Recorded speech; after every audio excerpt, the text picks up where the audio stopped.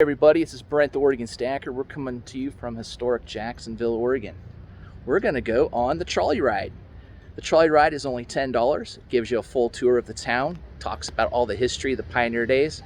And what's really cool, what's cool about my channel, is it's going to talk to us about where they discovered gold and how much gold they found. So stay tuned, we're about to get on the trolley. Today on board the trolley, you're going to see some of the oldest buildings in Jacksonville today. We won't be able to see all of them today because there's over 100 historical homes and structures that are on the National Historical Register inside the city limits of Jacksonville. Today, if you're interested in discovering more of those homes and structures, there's a historical walking map that you can get for free inside the information center, and it'll direct you around the town here to be able to see some residential and commercial buildings if you're interested. It'll give you a brief history of what those buildings were intended for when they originally were built. Jacksonville is one of the oldest towns in the state of Oregon. There's three towns that are probably the oldest towns in the state, and Jacksonville sits here to the south. Up on the coast, Astoria is a port city up there. It's also historical and one of the oldest towns in the state as well. To the east, up by the Columbia River Gorge, is Oregon City, and it's where the Oregon Trail came out. These were the three main ways that people pioneered into the Oregon Territory before it became a state in 1859. Today on board the trolley, you folks are welcome to stand on the balcony out there while we're on tour today. To make yourself comfortable, we want to make sure that everybody gets to see everything that they want to see today. Okay, thank you. This is going to be really cool, guys. Local merchants as well. So on behalf of the Chamber of Commerce and myself, welcome to Jacksonville. Thanks for being with me on the trolley today. Before we get going on the driving portion of the tour today, I would like to take just a couple of minutes to give you folks a little bit of an overview of the town of Jacksonville. Jacksonville came to be with the discovery of gold here in 1851 on Daisy Creek. And in just a few moments when we're out on tour, we'll be going right by the Daisy Creek area. Now originally, the town of Jacksonville, it was named Table Rock City. To the north of us, there's a couple flat mesas known as Table Rock Mountain, and they originally named the town after those two flat mesas, later changing it to Jacksonville in honor of President Andrew Jackson. From around the 1925 time period up to the early 1960s, the beautiful downtown area of Jacksonville that you'll see today with restaurants, shops, and merchants available, it was not like this during this time in history. There were only a few mom and pop shops that were open and available. Jacksonville was very much considered a little ghost town and was once considered the town to live in if you could not afford to live in Medford. Right? How history changes. Now, in the early 1960s, a man named Robbie Collins lived here in town. Robbie Collins is primarily responsible for putting Jacksonville on the historical register and preserving the town as a historical landmark. Now, the first historical building I want to point out today is right here on the right-hand side. Today, this building is the Information Center, but in its history, this was Jacksonville's train station. Now, there was a company that ran a little red train between Jacksonville and Medford known as the Rogue River Valley Railroad Company. And for 25 cents, you could have caught the train right here, rode between Jacksonville and Medford. Jacksonville is also known for having the youngest railroad conductor in United States history. The young man who conducted Little Red Cannonball between the two towns, John Barnum, was only 13 years old. If you'd like to see some other photographs of him, they're available inside the Information Center, along with some other photographs of the old cannonball. We're going to go ahead and get started right now. I'm going to make a right-hand turn out here onto Oregon Street. Alright, here we go, guys. One of the things you can do, guys, is you can ride on the back of the trolley, which is what I'm doing right now. You can stand up and ride right on the back. Well, the next little historical building I want to point out today is going to be across the street up here on the right-hand corner. It's a small little brick building there with some beautiful inscriptions on the back of the old building.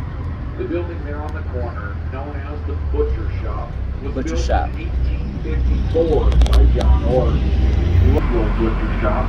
In 1872, John Orr built this big, beautiful brick building as well. And in its history, the upstairs portion of the building was a dance hall, later converted to a hotel. Today, restaurants and merchants in the old building known as the Oregon Building. So that was a restaurant and hotel. Now it's a restaurant again.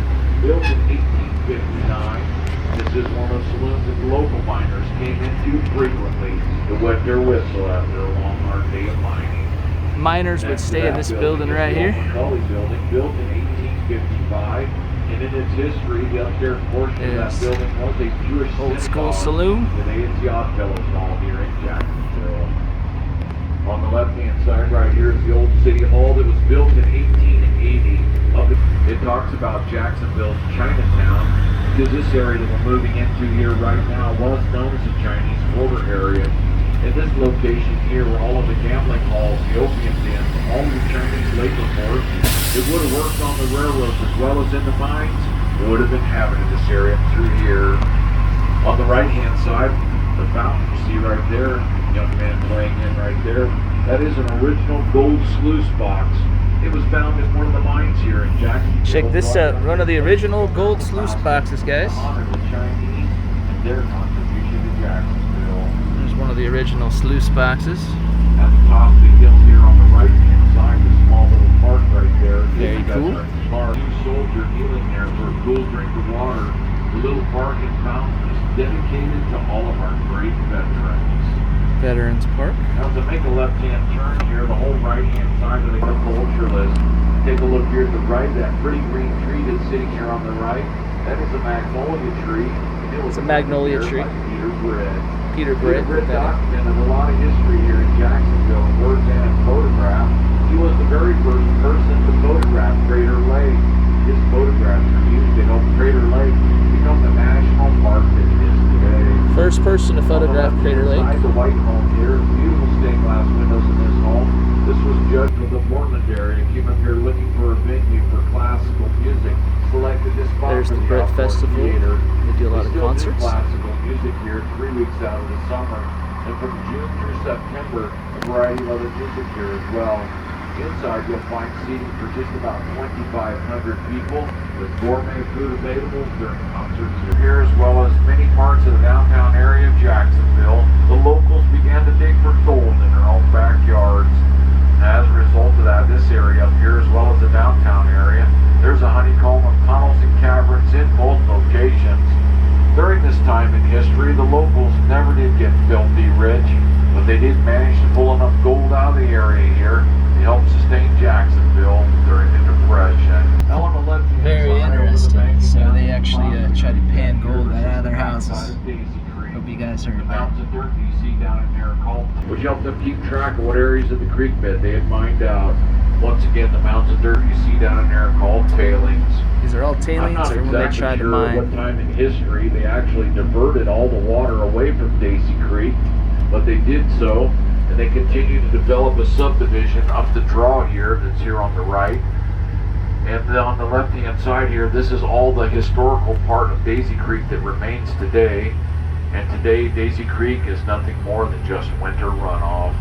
On Daisy Creek, coming up here on the left-hand side behind the brown guardrail, this is Daisy Creek. Now the story behind it all is there happened to be a couple traders coming through this area, headed over the Siskiyous into Wairika. They stopped right here, set up camp in a little draw that we looked at just a moment ago.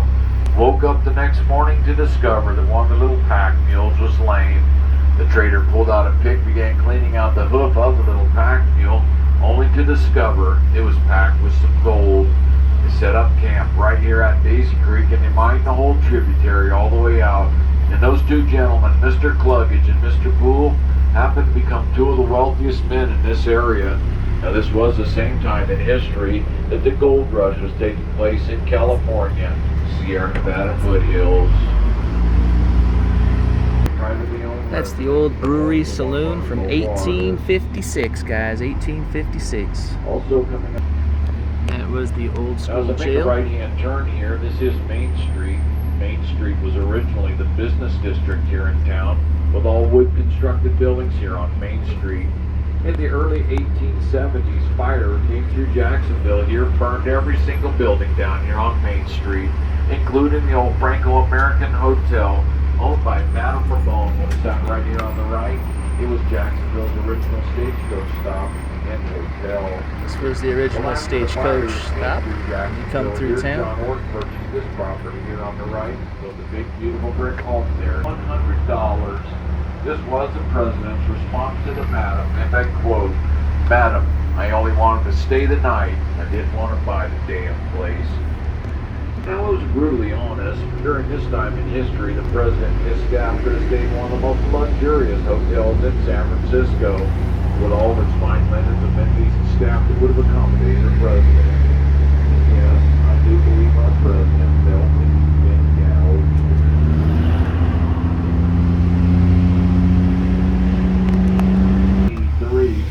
Now, the last official trial that took place in that old courthouse was in 1925.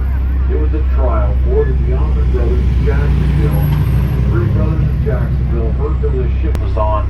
They stopped the train inside Tunnel 13 up by Ashland, and they used some dynamite to blow up several train cars inside the tunnel, and they did so successfully. However, the three brothers did kill 4 men in the process. The three brothers escaped with no money and no gold, on the run for more than 4 years before they were caught, brought back to the courthouse here, put on trial, found guilty, sentenced to life in prison. During this time in history, the state penitentiary was in Salem, Oregon.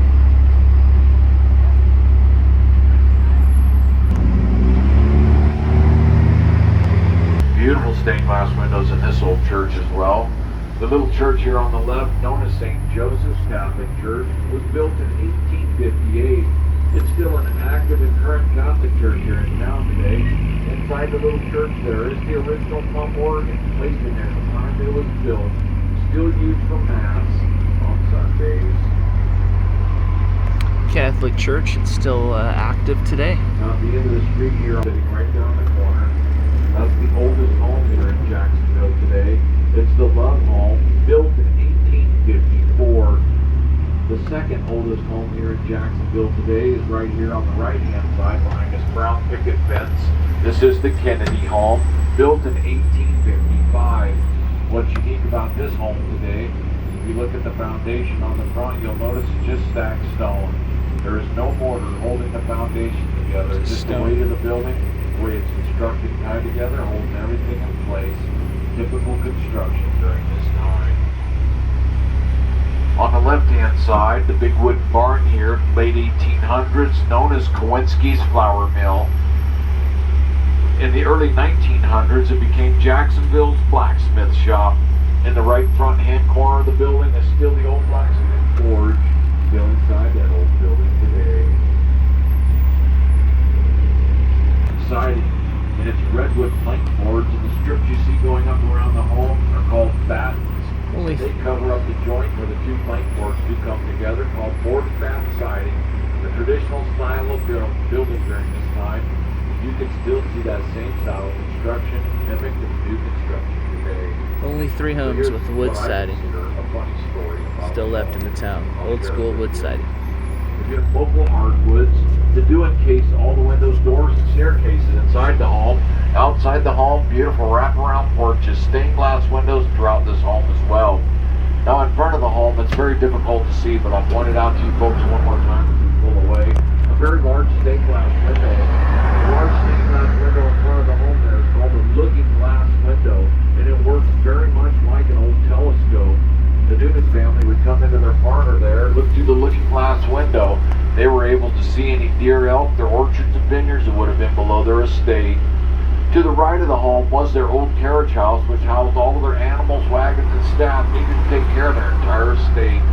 Now, Mr. Jeremiah Noonan had purchased a catalog from out of the state of Tennessee. He brought to his lovely young wife and allowed her to choose any home in the catalog. She chose the mansion to be built there, and it was a Christmas present to his lovely wife during this time. Now, Mr. Jeremiah Noonan, he made his fortune here in town. He actually owned a mercantile store right in the downtown area, where he sold goods and services to the farmers and the miners. By the end of the late 1800s, Mr. Jeremiah Noonan was one of the wealthiest, if not the wealthiest man here in town. Today, the property is privately owned, and as I make a right-hand turn here, you can look to the right front of the home. You see that big, beautiful looking glass window sitting in the front of that old home. I've been lobbying for years. Inside this subdivision, you'll see some Queen Anne, some Victorian and Craftsman style homes. No two homes in this subdivision are exactly the same. Now across the street here on the right hand corner, the green home with a little bit of brown trim at the top, that would be the reproduction home of Peter Britt. It's a typical impression of what his home may have looked like if it would have still been sitting up in the brick garden area today. Well, Jacksonville did a nice job of maintaining the character in the old downtown area. Here in town today, we do have two subdivisions that have these vintage reproduction styles of home in them. Have beautiful stained glass windows in it as well. This is the Dell home, and it was built in 1859. Mr. Dell was an attorney here in town. He did not have any sons, but he did have a daughter living in there. It's called the Salt Box home. It's built by a German builder. In the 1800s, if you were to purchase salt, it came in a box that was shaped like that. Immediately to my left will be the McCully home, built in 1860 by Dr. John McCully, the first doctor here in town. He did build two of the brick buildings that are in downtown Jacksonville today. And we saw one of them. It was a Jewish synagogue here in town. But in the late 1800s, he abandoned his family. He headed up north on a business adventure, never to be seen again. But Mrs. McCully stayed in the home here on the left and raised her family there by turning the McCully home into a boarding house for young ladies. Today we are on California Street. This is downtown Jacksonville today. And as you folks tour through the shops and the restaurants here in town today, please take the time to notice all the old architecture in and out of these beautiful buildings. Coming up here on the right-hand side in just a moment is the old Beekman Bank. And inside the Beekman Bank foyer is one of my favorite exhibits, a 3D black and white picture slideshow, photographs that were taken by Peter Britt during this early time in history. Now Mr. Beekman's inside the old bank today, and it's open for a free tour. There he is right there, Mr. Beekman. You guys go inside and check out Mr. Beekman's bank today. Must see. Now in the early 1970s, we filmed the movie right here in the old downtown corridor. The movie was called The Break, Northfield, Minnesota Raid. It was a total B-grade western, but a must see if you folks love history.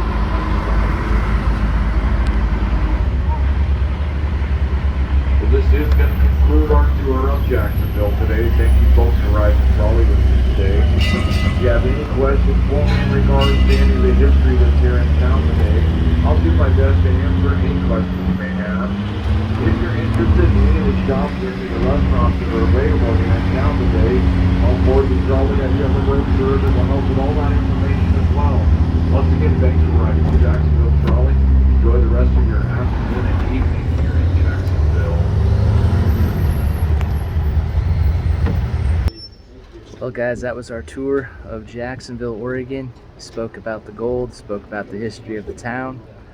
That's gonna do it. We're gonna wrap up this video. Thank you for watching and take care.